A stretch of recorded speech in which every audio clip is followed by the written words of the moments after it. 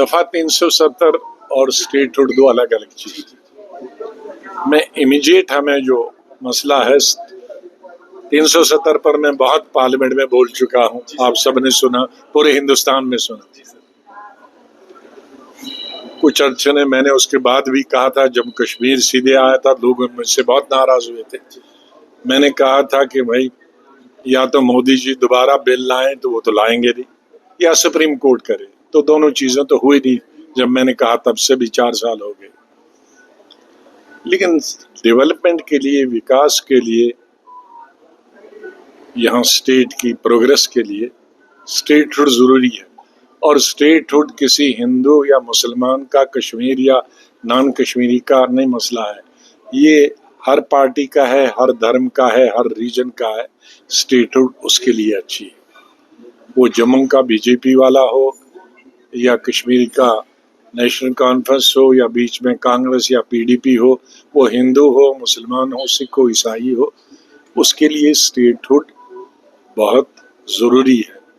क्योंकि स्टेटहुड, मैंने पार्लियामेंट में जो कहा था वही दोबारा बताऊं, हमने हमारे वक्त में भी बहुत, मैं जब मिनिस्टर ऑफ स्टेट होम था तो मैंने 3 यूटीज को स्टेट के लिए रिकमेंड किया था, वो स्टेट बनी।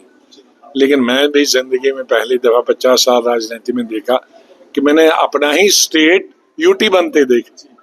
तो ये आहिस्ता अनहोनी थी। तो इस अनहोनी के लिए मैं प्रधानमंत्री जी का, गृह मंत्री का धन्यवाद करता हूं कि जब मैंने ही डिस्कशन किया था पार्लियामेंट में तो उन्होंने स्वीकार किया था स्टेटहुड देंगे।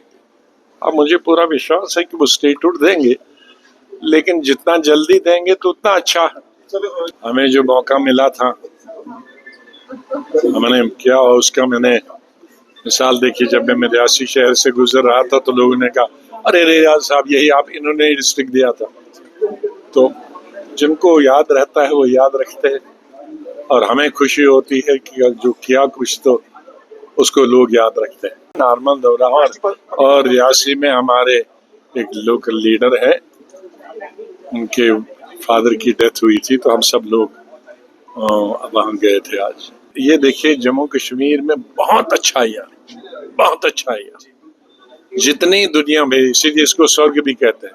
लेकिन अफवाहें बहुत चलती हैं यहाँ, तो इसलिए मेरा मीडिया से भी, लोगों से भी गुजारिश है कि अफवाहें जीरो कर दीजिए। हमें बहुत अच्छे काम, स्टेटहुड हो जाए, बहुत अच्छे है, डेवलपमेंट के काम हो जाएं, बहुत अच्छी है, बेकारी है, बेरोजगारी है, उसका समाधान निकालना। किसके पास गुंजाइश है ये अफवाहों के लिए? ये अफवाहें किसी को कब बनाते हैं, ये बन गया, वो बनेगा।